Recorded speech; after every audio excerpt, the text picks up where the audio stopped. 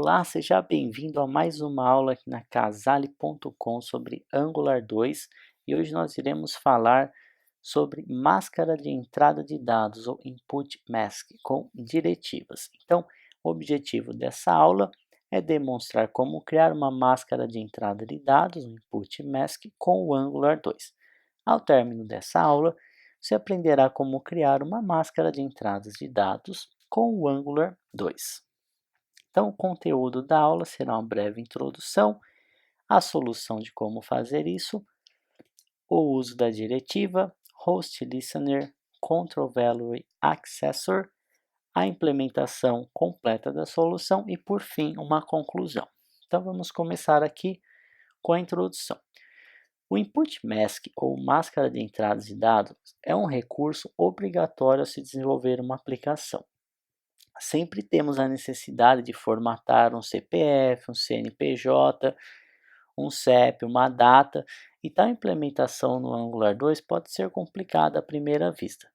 Na verdade, é necessário que você entenda alguns conceitos antes de implementá-la. Então, sempre nós temos campos de texto que o usuário precisa digitar os dados dele, como número de documentos, e é legal que você permita ou que ele consiga visualizar num formato correto. Então, se ele está digitando um CPF, é importante que à medida que ele digite, ele veja o CPF na formatação, com 3 dígitos, ponto 3 dígitos, o traço correto, e não apenas números ou que fique algo confuso para ele. Então, o foco dessa aula é justamente fazer isso. Nos tópicos a seguir, estudaremos esses recursos e veremos como que essa solução foi aplicada ao projeto de template para Angular 2 com o Webpack aqui da Casale.com. Caso você esteja utilizando um outro template para a sua aplicação, o conteúdo estudado aqui, assim como o código do template, poderão ser adicionados com facilidade ao seu projeto, porque é um arquivo só com uma definição de uma diretiva. Então, você pode facilmente portar para o seu projeto, né? Caso você precise. Caso você não conheça ou esteja começando agora, eu recomendo você dar uma olhada, uma verificada nesse template, tá? Temos o link aqui, basta acessar, fazer o clone, o download e começar a utilizar. Existe uma aula focada somente na introdução, demonstração dos recursos desse template. Aqui tem também algumas instruções. Ele possui bastante recursos interessantes, tá? Bastantes recursos que nos ajudam a desenvolver uma aplicação principalmente focada no mercado brasileiro, como validadores de documentos, formatadores. E eu recomendo você dar uma olhada. Você também pode clicar aqui em Start ou Fork, Watch e estar sempre acompanhando quando novos recursos forem adicionados ao template. A ideia também é mantê-lo sempre atualizado com a última versão do Angular e com os últimos recursos e recomendações do pessoal de desenvolvimento do Angular. E ele também é bastante interessante porque ele possui recursos como um build direto para produção, com otimização, incluindo concatenação de arquivos, minificação. Então ele já pode, inclusive, gerar uma versão aí para ir para produção, uma versão bastante otimizada e bem legal. Então vale a pena dar uma conferida. Voltando aqui, então vamos falar na solução, tá? Agora que nós falamos um pouco do template. Então, a solução, né, a primeira instância, você poderia imaginar que bastaria você registrar um evento de keyApp, ou seja, quando eu pressiono uma tecla, eu pego e formato aqueles dados e exibo para o usuário e pronto, né? Tá aí, tá funcionando. Só que isso na verdade não funciona 100% com o Angular 2, porque como nós sabemos, nós sempre utilizamos no formulário o NG Model, que faz um mapeamento do, entre o nosso elemento HTML com um objeto, né, um model no Angular. E, e para isso nós precisamos que esse mapeamento é, ele também seja atualizado. Eu preciso atualizar o valor do ngModule. Não basta eu pegar, atualizar o meu campo texto e esquecer do valor do ngModule. Eu preciso de alguma forma fazer esse acesso. Então, a solução para intermediar essa entrada de dados e formatação deverá ser feita utilizando um recurso do Angular chamado Control Value Accessor, que é uma interface, existe um provider também, que permite com que tenhamos acesso ao elemento ngModule dentro da nossa diretiva. Então, basicamente, nós vamos criar uma diretiva que implementará uma interface Control Value Accessor. Então, essa diretiva, tá, que será um atributo, será atribuída a um elemento de texto HTML e ela será responsável pela formatação e atualização aí do nosso ngModule. Então, diretiva.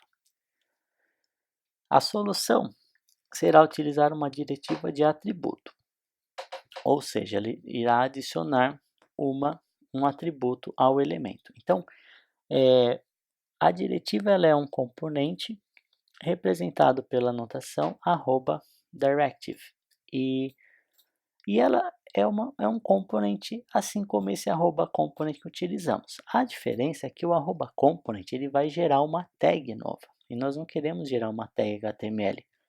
Nós queremos somente um atributo, porque nós temos o input text. Então, o que eu faço nesse caso? Eu crio uma diretiva, e é porque a diretiva permite a criação de atributos. Então, nesse exemplo aqui, nós criaremos uma diretiva chamada kzmask e será associada como atributo a um campo de texto. Então, olha nesse código abaixo aqui, reparem que é um input text normal e eu adiciono somente um atributo kzmask e essa diretiva vai adicionar um comportamento ao nosso elemento input text. Então, a definição básica da diretiva é a seguinte: é uma classe normal. Por boas práticas, nós chamamos o nome do nosso atributo com esse sufixo directive. Colocamos aqui a notation, né, notação directive, e o seletor é o nome dela. Por hora é o que nós precisamos. E não esqueçam de importar ela do angular.core. Então, é o mesmo código que nós teríamos para um component. Então, você já deve estar até familiar com esse código. Host Listener. O segundo passo é fazer a formatação em si. Então, para fazer a formatação, nós precisamos do evento de quando apertar a tecla. E no nosso caso aqui também, quando eu tirar o foco, que seria o evento blur. O blur será utilizado quando uma máscara para na metade, ele vai limpar a caixa de texto. Então, se você começou a digitar um CPF, por exemplo, digitou 3 números e tirou o foco, eu não posso manter um CPF com 3 dígitos no campo. Então, ele vai excluir, vai remover todo o conteúdo. Então, para isso que utilizaremos o blur. E para adicionar esses eventos, nós precisamos utilizar um host listener. Então, no Angular 2, adicionamos o host listener, annotation host listener, que será aplicado a um método. Então, eu tenho um método com a implementação do evento em si, e eu vou anotar ele como um host listener, e ele associará ao evento que eu informarei. Então, o código ficaria parecido com esse. Nós temos nossa diretiva, e eu vou criar um método onKeyApp, que é quando eu pressionar uma tecla, e eu vou anotá-lo com host listener, keyApp, que é o meu evento, e aqui eu passo uma variável chamada event, que ele é o objeto que vem do próprio JavaScript. Ele contém uma porção de código que nos auxiliará. Dentre eles, você consegue obter o código da tecla pressionada. Então, nós utilizaremos aqui o backspace quando eu estiver apagando, que eu preciso fazer um tratamento diferente. Eu consigo através do event.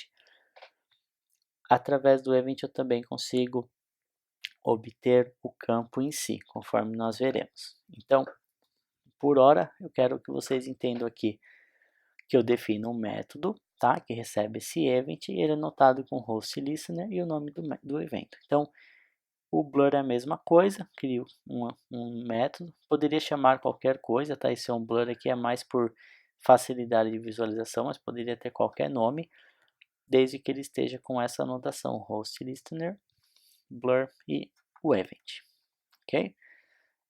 Então, control value accessor. Então, nós já temos a nossa diretiva com os métodos de evento. Agora nós precisamos fazer a intermediação, a ponte com o ngModel.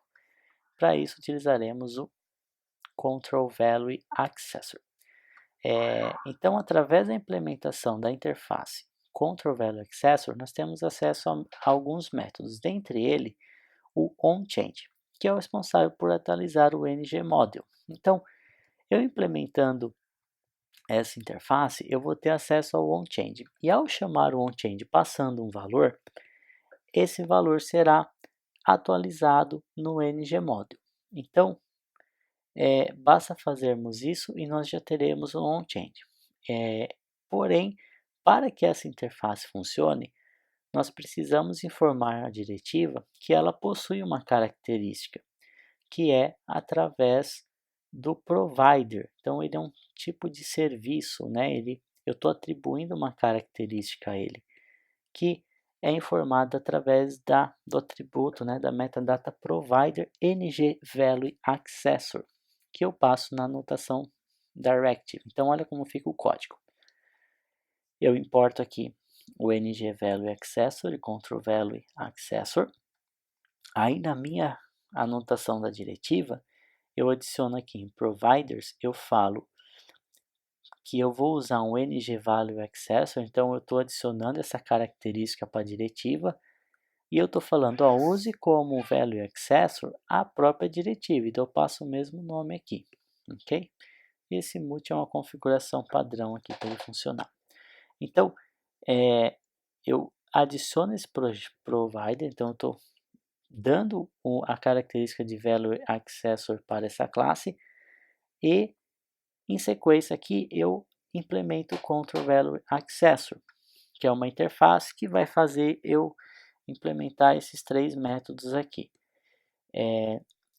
O que interessa para nós é esse register onChange, tá? Então, sempre que eu chamar esse método, quando eu implemento esse register onChange, ele passa uma função, que é uma função que atualiza model. Então, eu crio aqui uma instância dessa função e falo que esse dis.onChange é igual a essa função. Então, esse onChange fica disponível para nós. Então, eu tenho acesso a uma função onChange. Esse onTouch seria mais para dispositivos móveis, né? Esse writeValue nós acabamos usando, mas é só para escrever o valor aí na propriedade. Então, com esse registro e esse onChange, basta eu chamar no meu código o onChange para valor tal, e o meu módulo será automaticamente atualizado com o valor desejado. Então, a nossa estrutura de código sem a lógica em si para aplicar a máscara ficaria dessa forma. Eu tenho a minha diretiva com o seletor aqui, KZMask. Eu importo o provider ngValueAccessor. Crio minha diretiva, implemento o controlValueAccessor. Implemento esses três métodos. Então, esse onChange que é o que nós vamos utilizar. Então, com o atributo onChange, eu atribuo essa função do register onChange nela, para acessar a model.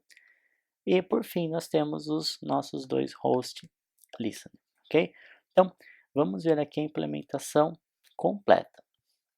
Então, esse código abaixo, ele contém o código completo e funcional da diretiva, incluindo a lógica para formatação. Então, caso você queira usar em seu projeto, você pode copiar esse arquivo e criar aí no seu projeto que ele funcionará perfeitamente, ok? Então esse código não tem, ele é o mesmo do que nós acabamos de ver na declaração da diretiva. Aqui tem importação. Aqui tem uma diferença importante, eu adicionei o arroba input casemask. Por quê? Porque eu vou chamar a minha diretiva com um padrão de formatação, tá? Conforme nós veremos abaixo. Então esse padrão, ele é baseado no mesmo padrão utilizado por outras bibliotecas, como que usa aquele padrão utilizar o 9 como um número e eu posso incluir o ponto, a vírgula, o traço e ele vai saber fazer a alteração.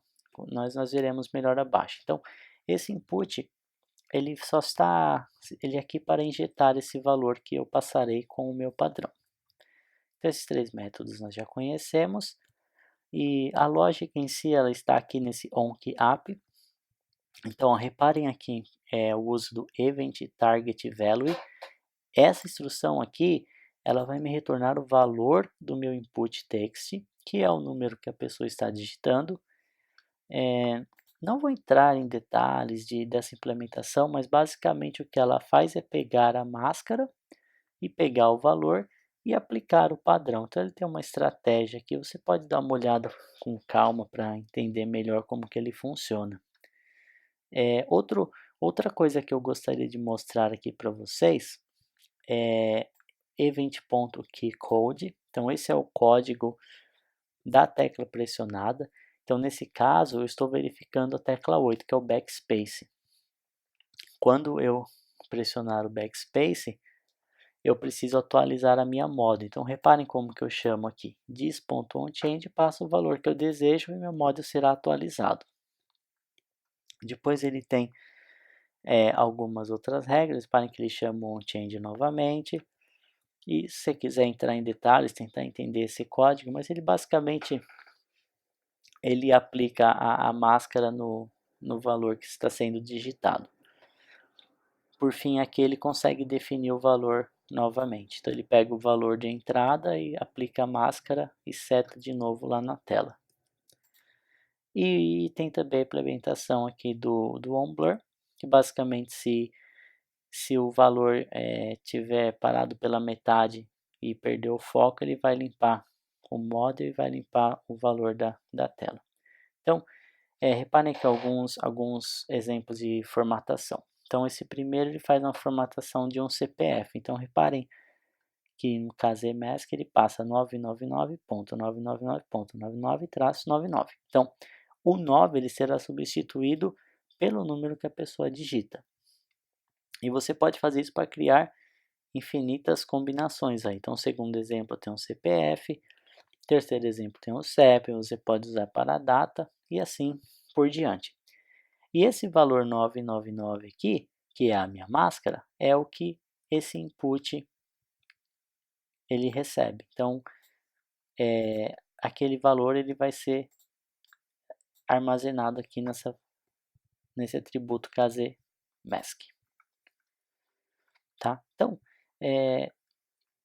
eu vou aqui no meu código, esse aqui é o código fonte do template. Então, se vocês vierem aqui em app, shared, directives, masked input, você vai encontrar essa diretiva, tá? Esse código que nós acabamos de estudar. E também, se você clicar aqui, eu tenho um masked input para valores monetários. Então, ele tem implementação muito parecida com o de diretiva, só que ele é focado para valores monetários. É um pouquinho maior, a regra de conversão um pouco mais complexa, mas a estrutura é a mesma. Ele faz a implementação da mesma interface, só que ele pode receber três parâmetros, né, um separador de decimal ou milhar. Então, no nosso caso, né, em português, separamos os milhares com ponto e o decimal com vírgula, mas um padrão americano, o milhar é por vírgula e o decimal é por ponto. Então, ele permite que você configure os dois e o padrão, o nosso padrão é para decimal vírgula e para milhar ponto. Ele também permite o prefixo, então eu posso adicionar, né, a nossa moeda, então o R, o cifrão, para representar real, ou só o sinal de dólar. Então ele permite adicionar também. E aí ele registra os mesmos valores, o QAP, aí tem toda uma lógica, e o onBlur no final. Se você executar essa aplicação e vier aqui e clicar em Demo, você consegue ver a utilização dessa máscara. Então, na terceira seção, que ele fala aqui, ó, máscaras, ok? Então, aqui ele tem, ó, a máscara, que nesse caso é o KZMask que nós criamos, e alguns exemplos. Então, a descrição. Então, temos aqui exemplos para formatar CPF, CNPJ, CEP, data e hora, data ou hora. Então, aqui está a utilização. Eu passaria no meu input, né, de text, a máscara, tá? Para CPF, CNPJ, CEP, aqui seria para data e hora, data e hora. E aí eu poderia digitar aqui um valor qualquer, tá? E o legal, reparem como ele armazena o valor no module. Reparem que o meu module ele não contém o valor formatado, porque geralmente quando nós armazenamos em banco, nós armazenamos somente os números, que é o mais otimizado. Então, a ideia também é que o valor seja exibido bonito ali para o usuário e no nosso modo ele esteja ali, tá? Direto. Depois, quando você for exibir numa visualização, aí você pode utilizar, por exemplo, um filtro. Nós também temos aqui ó, um filtro de CPF, que ele é um número normal, aplica o filtro KZ-CPF e aí você vai visualizar no formato completo. O mesmo se aplica aqui para CNPJ, tá vendo? Para CEP também, sempre armazenando os dados. E aqui tem uma utilização de data, hora. Para data ainda é meio estranho, eu ainda quero, né, adicionar um componente de data com o calendário mesmo, está aí na fila de novos recursos, mas por hora é possível adicionar alguma coisa desse tipo, tá? Mas não é o ideal, mas é possível utilizar. Depois esses dados precisam ser tratados aqui no module para criar um objeto date e executar, utilizar no seu banco de dados. Aí na próxima seção tem a utilização da máscara de valores monetários. Então aqui é a formatação padrão. Então ela chama KZ Mask Currency e ele formata a moeda. Então por padrão, se eu só chamar essa máscara, ele vai utilizar o nosso padrão. Então eu posso digitar aqui ó, um valor, tá vendo? Ele vai adicionando separadores decimal, milhar. Posso apagar, ele vai calculando tudo certinho. E vocês reparem que a model ele armazena no formato número já preparado para operações matemáticas ou para armazenar em banco de dados, tá? Então ele aqui no model ele coloca como separador de decimal o ponto e remove todos os separadores de milhar, tá? Então exibe para o usuário de uma forma e aqui no model de outra. Aqui ó, tem uma formatação exibindo o prefixo da nossa moeda. Então, se eu quiser utilizar o prefixo, eu tenho que usar nessa forma aqui. Eu chamo Mask Currency. Nesse caso, eu tenho que atribuir um objeto a ele, então eu utilizo colchetes e passo como parâmetro um objeto. Reparem que eu uso as chaves, porque pode ser que eu tenha mais de um atributo. Então, prefixo, o prefixo que você quiser. Quando você digitar a máscara, olha que legal, ele deixa aqui a nosso identificador, né, o prefixo da moeda dentro da caixa.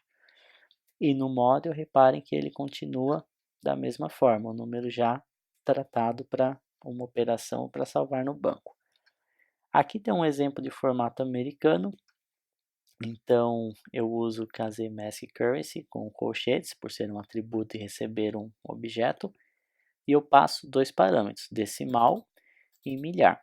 Então, entre chaves, para representar um objeto, decimal eu quero ponto e milhar vírgula. Então, quando eu digitar um valor aqui, vocês reparem que ele está no formato americano, que é o oposto do nosso formato.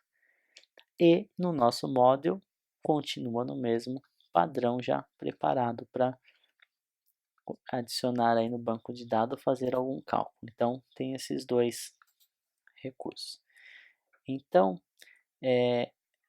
esse código da diretiva para valores monetários, você pode clicar aqui e ele tem o código completo.